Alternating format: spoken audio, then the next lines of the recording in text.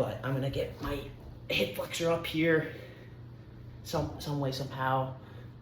And my goal and my prayer is St. John, who I mentioned, and obviously the four other, St. Luke. This guy was like, it's crazy how cool and how like skilled some of these guys are. I mean, that's the cool thing about it. St. Luke was, fun fact, but St. Luke was the first one to paint the photo of the Panagia.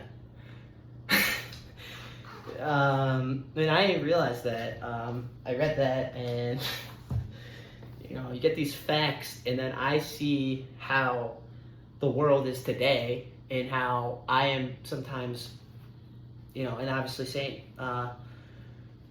Matthew, and then obviously Saint Mark, who wrote second gospel, and then Saint Paul, who wrote Corinthians.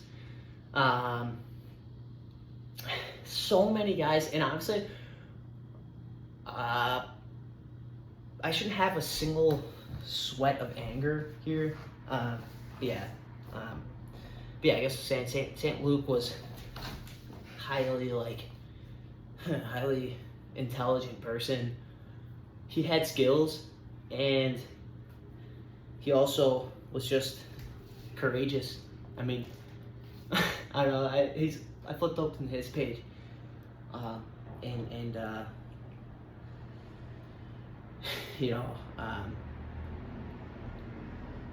there's another guy who's a slave.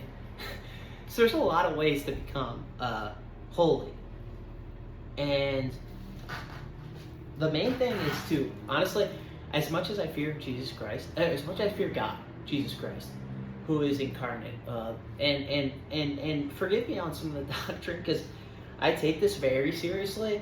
That's my main thing.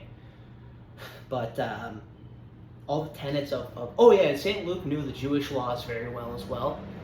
Like, he knew the Old Testament very well. I mean, he knew the commandments. So there's for me, the anger I have is going away, because I'm kind of just in a good state. I'm just teaching some stuff. I want to flip some of the believers, or some of the non-believers, and I want to get people more holy. Speaking from facts too. I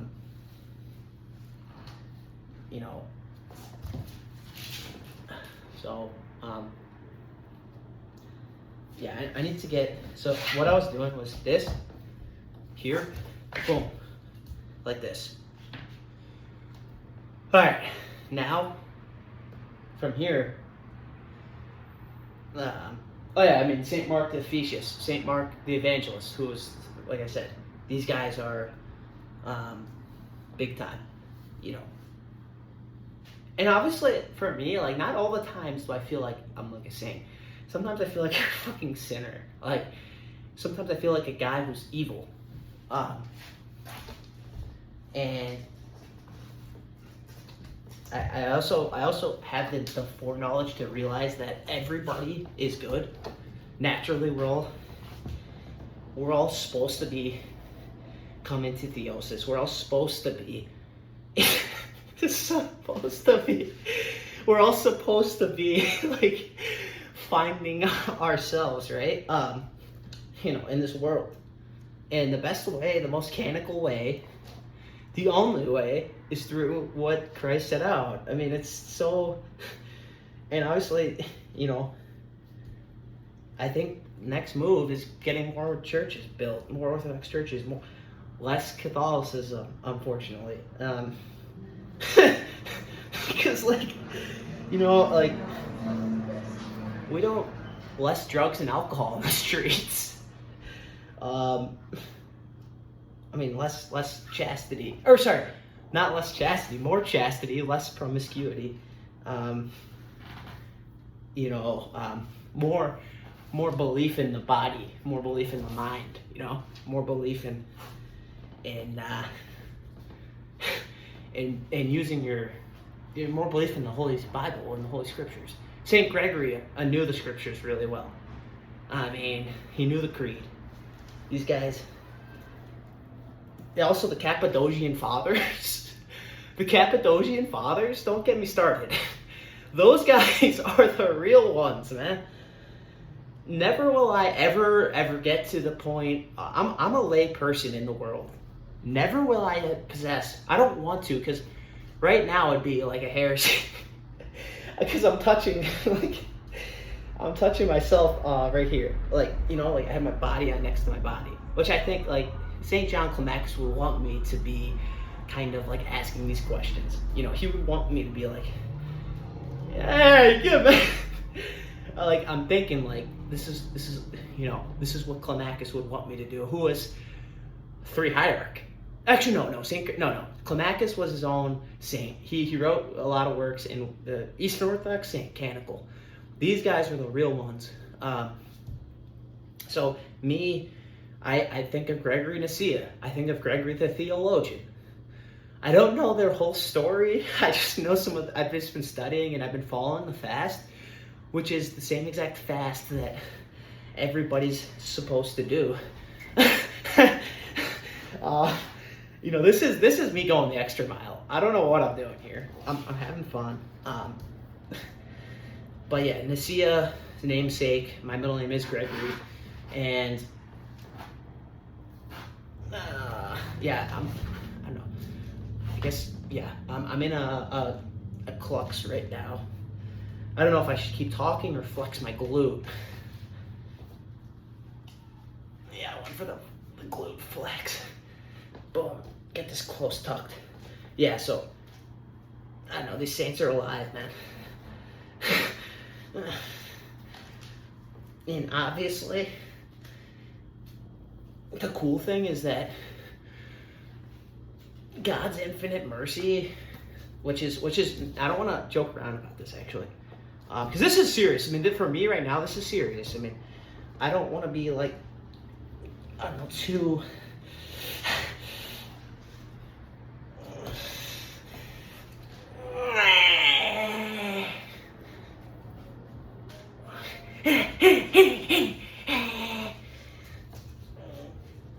Yeah. Father, Son, Holy Spirit. In the name of the Father, Son, Holy Spirit. I'm like wrenching out these evils in my body. Oh.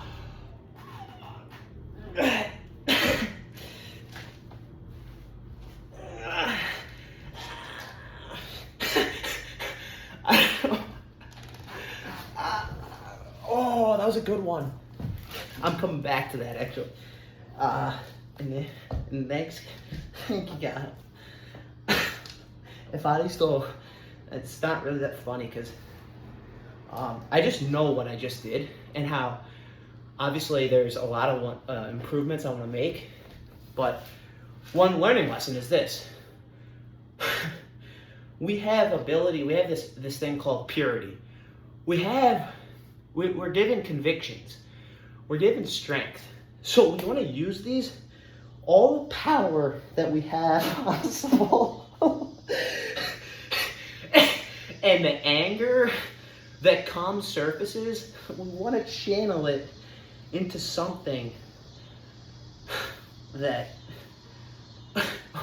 casts out the evil, and channel it to something that is good, true, and you just want to channel and harbor that anger, which comes and goes, because anger is actually a sin. Like, and that's classic Catholic bullshit, but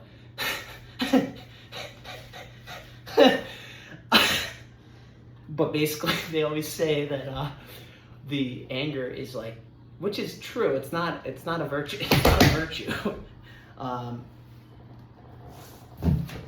It's so. But yeah, we also have anger, so we can fight that anger, like, and humility is one thing that comes with doing difficult things. So I'm gonna get up, I'm gonna start walking, I'm gonna forget this feeling. I'm gonna remember it though. I'm gonna remember it obviously, because obviously I want to remember the good, the truth. So it's like repeatable too, because I was bread of adversity, bread and water, sobriety, really good thing. So yeah, Yeah, I gotta stay focused. So yeah, yeah.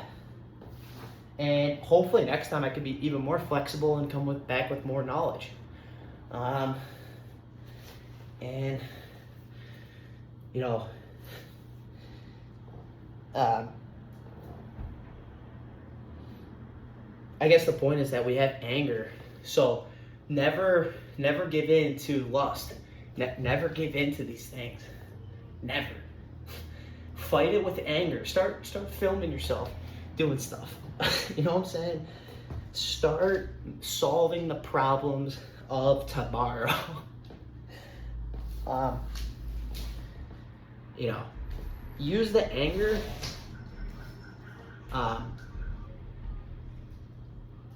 for, yeah, I mean, obviously for like workouts and stuff too. Yeah. I mean, all right.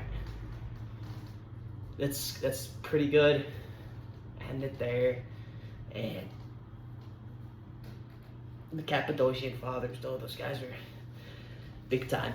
And obviously Cappadocian Fathers, I'll just end it on this. Because, yeah, I mean, I am an intellectual being. And the Cappadocian Fathers are basically, the three hierarchs are St. Basil of Caesarea, St. Basil, God-fearing, knows about Jesus Christ, and his words are still alive. You still can look at them. You still can read about St. Basil. In fact, there's a lot of churches. St. Basil is a church in Chicago. Then, that's one of the three hierarchs. The other is St. John Chrysostom. This guy's liturgy is the best liturgy of all time. It's Greek, and Basil was fluent in Greek. So I actually am able to know the St. John Chrysostom liturgy in Greek. Like, nobody take that away from me. That's something I want to keep. Same with St. Basil. I want these guys to dwell in me, in their thinking and their convictions and their beliefs. And then obviously, the third hierarch is Gregory the theologian, I think. And then the Cappadocian Fathers, it is Gregory the theologian, St. Basil, and then it's St. Gregory Nicaea. So it's you know, these are the saints that we care about, we pray to. I mean, a lot of Orthodox Christians are aware of these saints. You know, till next time, and pray that I can continue to get stronger. You know, kind of just get fast a bit more and speak more truths. And obviously, you know, I'm gonna end it there. Peace out. Bless. Evlogo, which is blessings. So, anyone who comes to curse me, I'll bless or something. Also, if I don't know. I always try to treat others the way you want to be treated. As St. Mark said. And then, obviously, there's, you know, there's Apicius, and then the ascetic is also other Mark saints. Alright. I don't know how else to end this, but take care, everybody. On this with this. Bye. Or addio. Or Kalinita. Or see ya.